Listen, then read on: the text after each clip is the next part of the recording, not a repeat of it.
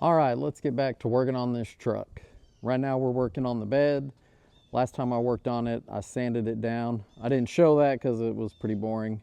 I didn't really fit, and it was going to be messy. What I ended up doing to get all the paint off this bed was I took my grinder and I put a 4-inch flap disc on there,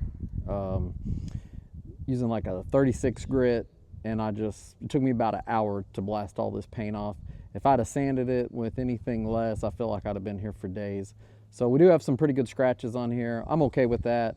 I'm going to go through today and do some body filler on spots that need it.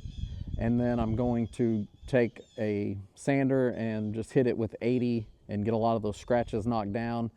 And then I will probably later this week spray it with several coats of 2K primer and then start working on blocking it and fixing some minor imperfections and get this thing ready for paint. I'm not going to make it perfect, but I'm going to make it nice. Deleted one gas door. I'm going to leave the other one, and I've done a little bit of rust repair. I've got some holes to fill on the top where it had some bed rails. I'll just hit that with the welder. It shouldn't take me too long. But today we're going to focus on doing some body filler and doing a little bit of sanding. So this is where we are right now. Again, scratches. I mean, they're deep. You definitely wouldn't want them showing through your paint, but given the amount of time it took me to do this, I'm okay with doing a little extra work to just get rid of the scratches. And then I sprayed some kind of, it's a rust converter, and it also etches metal so that I wouldn't just start getting surface rust. And most of it, some of the black is just from an undercoating, but some of the rust with that rust converter actually turns black. You can see right here, this is a pretty good rust spot, and so it kind of turns it black. And so I'll just body filler over that spot. And so I did, besides what rust I was able to sand off, I was able to convert some of it. And then when I go through and sand it, I will get rid of a lot of that chemical, if there's still any on there, before I prime it. And then the rust, it'll just get covered up with primer and shouldn't cause a whole lot of trouble. So I'd realized this truck had been repainted, and I found a lot of spots where they went through and had done some body filler. Nothing too major. Like, this is one of those where I wasn't even sure it had ever had a lot of body work done on it. They fixed a little dent right there, but there wasn't any big chunks. I think the biggest was they actually did a pretty good job here. I've sanded some of it away before I realized I was dealing with some filler there, but looks like they fixed a pretty good dent there. But nothing major, no major body filler.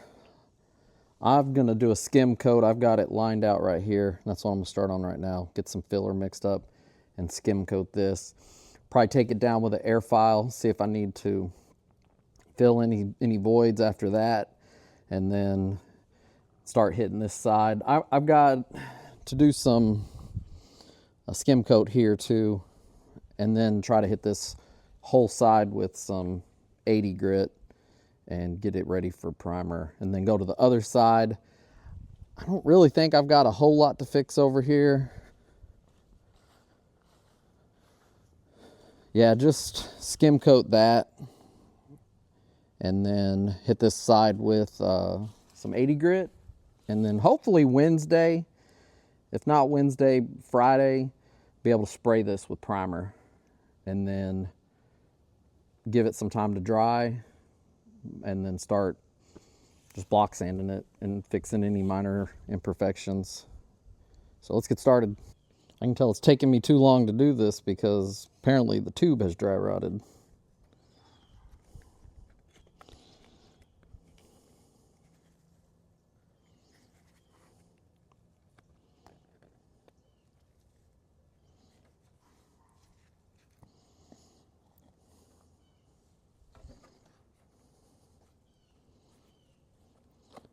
So when it comes to working Bondo, I'm definitely not the best at it, but I can be serviceable.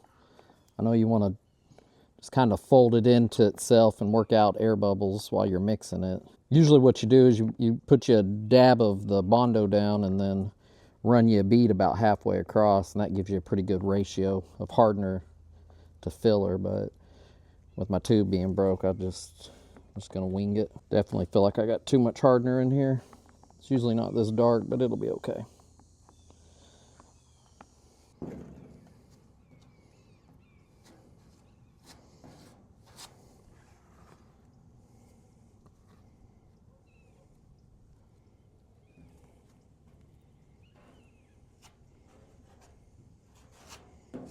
Yeah, got too much hardener on here. That's set up too quick. All right, let's try this again. This filler doesn't have as much hardener in it. Should be able to work it a little longer.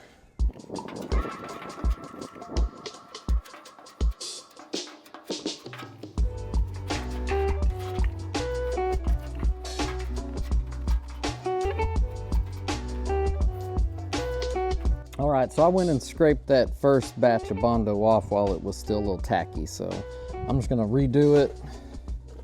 I think we definitely had too much hardener on that one.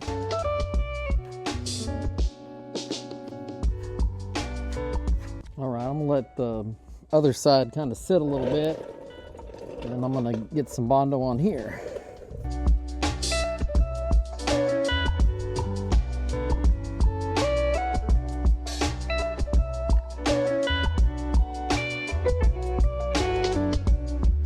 Man, with that tube being broke, I am having a hard time getting the right amount of hardener on this Bondo. I may have to switch to my other Bondo, which is honestly just as old, but I think it's still gonna work.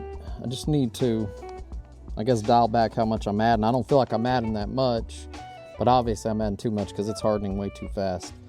I'm okay with this. I got this on there right before I think it just really started setting in. So I'm okay with that. I'll let that harden, and then I'll add some more. And eventually I'll have enough on there, I'll be able to start sanding it.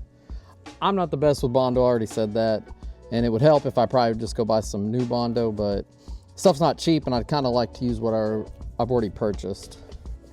All right, so I got the Bondo finished up. It is not the prettiest because I am not very good at it. And the punishment for not being good at Bondo is you get to do more sanding. So I've got an air file. I've got some 40 grit on it. I'm gonna hook it up to a compressor, and I'm gonna start knocking down this Bondo.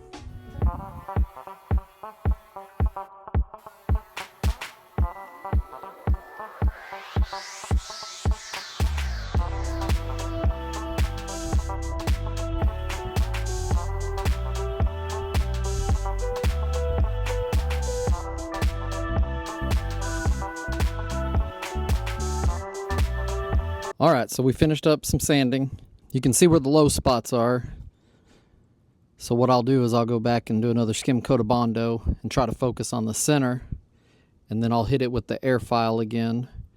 And if I've got any more low spots, I'll build it up again and air file it. So with that air file, it's kind of like block sanding because it's long, and so it hits all the high spots and it shows all the low spots. And so I knew kind of the center of where I was filling was going to be my low area, and so I figured I'd have to do a coat, an extra coat or two. It's not real thick on the sides, and it shouldn't be too thick in the middle even after I do another coat. And then I just hit this one with the DA, and I'm happy with how it's turned out. I'm not going to do anything else to it. I probably need to feather the edges just a little bit more. But other than that, that one's going to be good to go for a primer. So I think I'm done with this video for today. I am going to go ahead and do that skim coat off camera, let it sit, and then come back tomorrow and do some more sanding. So stay tuned.